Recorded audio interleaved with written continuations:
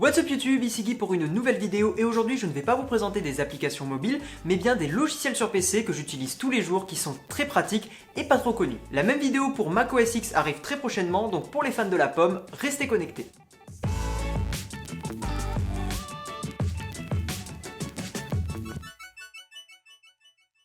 Et on va commencer avec Ditto. Ditto, c'est un petit logiciel qui va permettre de sauvegarder tout votre presse-papier. Autrement dit, à chaque fois que vous allez copier ou couper quelque chose sur votre ordi, avec donc CTRL-C ou CTRL-X, une copie de ça va être mémorisée. C'est notamment hyper pratique lorsque vous devez écrire un long texte, par exemple une rédaction, une préparation de vidéo ou une présentation. C'est aussi très utile quand on développe des applications ou des logiciels. Et puis plus simplement quand vous avez des choses à conserver comme des liens, des numéros de suivi de colis, des adresses, etc. Un gros point fort, c'est qu'il y a une petite barre de recherche qui va vous permettre tout simplement de retrouver tout ce que vous avez précédemment copié ou coupé. Et ceci en tapant juste les premières lettres. Pour le deuxième logiciel, on va parler de ShareX, un outil qui permet de faire des captures d'écran sur votre Windows. Son gros avantage, c'est qu'il possède énormément de possibilités de customisation comparé à Push, Giazo ou Greenshot, qui sont un petit peu plus limités. En gros, sur ShareX, vous allez pouvoir paramétrer la façon dont les screenshots vont être enregistrés. Par exemple, vous pouvez décider de mettre en ligne directement l'image et puis de vous copier le lien dans le presse-papier. Ou alors, vous pouvez aussi sauvegarder l'image sur un dossier de votre PC, mais vous pouvez, si vous le désirez, faire les deux en même temps. Vous avez aussi beaucoup de raccourcis clavier qui sont déjà disponibles, vous pouvez aussi créer les vôtres si vous le désirez. Bref, je vous laisse découvrir tout ça. Pour le troisième logiciel, on va parler de Qt Tab Bar. Alors je reconnais que le nom est pas exceptionnel, mais le logiciel est quand même pas mal. Il va vous permettre d'ajouter plein de fonctionnalités à l'explorateur Windows, comme par exemple des onglets. Et ça, les onglets, c'est tellement pratique, il suffit de voir sur votre navigateur internet, quand vous avez plusieurs choses à faire en même temps, au lieu d'avoir plein de fenêtres ouvertes, vous allez pouvoir tout retrouver sur une seule fenêtre. Et donc vous vous doutez bien que quand vous manipulez des fichiers, quand vous faites des copies d'un disque dur sur une clé USB, ou que vous faites du montage, ou que vous cherchez des fichiers, c'est 1000 fois plus pratique d'avoir tout au même endroit. Il existe une alternative pas trop mal que j'ai essayé qui s'appelle XY Explorer.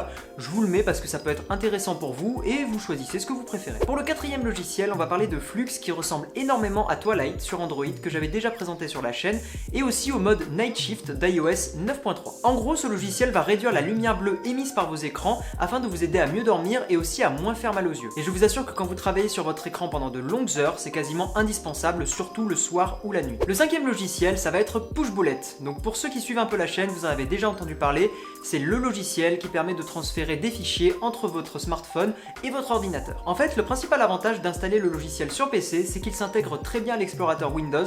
En gros, en faisant clic droit sur n'importe quel fichier, que ce soit de la musique, un document, du texte, peu importe, vous allez pouvoir le transférer directement sur un autre périphérique, votre smartphone, votre tablette, etc. Également, un autre petit avantage, c'est que vous aurez les notifications instantanément si de votre téléphone vous envoyez un fichier sur l'ordi. Le sixième logiciel, c'est le remplaçant de Paint sur Windows et ce logiciel s'appelle donc Paint.net. Si vous avez déjà manipulé un petit peu le Paint de base, vous aurez remarqué que c'est très vite limité, ça gère par exemple pas du tout la transparence sur les fichiers PNG. Paint.net est donc une version améliorée qui va gérer les calques, la transparence et surtout qui va proposer beaucoup plus d'outils. En tout cas, c'est complètement indispensable pour moi parce que Paint c'est juste trop limité. Le septième logiciel, c'est Atom.io. Comme vous devez le savoir, et d'ailleurs que ça soit sur Windows ou sur Mac, il existe énormément d'éditeurs de texte alternatifs, comme par exemple le très bon Notepad++ ou Sublime Text. Mais étant développeur web, j'adore Atom.io tout simplement parce qu'il a été écrit en HTML, CSS et JavaScript, il est open source, gratuit, très joli et surtout très customisable. De plus, il est régulièrement mis à jour, les développeurs et la communauté sont très actifs.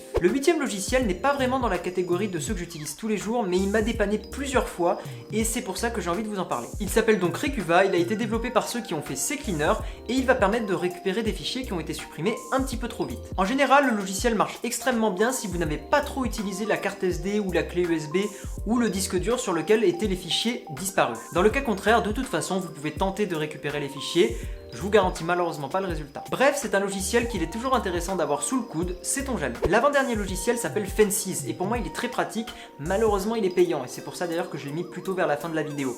En gros, ce logiciel va permettre de ranger vos icônes sur votre bureau Windows dans des compartiments. Ça permet notamment d'éviter que le bureau soit complètement en foutoir, ce qui arrive très rapidement, surtout sur Windows. Ce qui est sympa, c'est qu'on peut bien sûr personnaliser l'apparence, la taille des icônes, le nom des compartiments et on peut même faire en sorte que les icônes se rangent automatiquement suivant le type type du fichier. Et pour moi, le dernier logiciel qui est vraiment excellent, surtout quand vous allez réinstaller un PC, c'est Ninit. Alors en vérité, c'est plutôt un site web qui vous fait télécharger un installateur, mais j'ai considéré que c'était quasiment comme un logiciel. En gros, ça va vous permettre de sélectionner des logiciels que vous voulez réinstaller en les cochant sur le site web.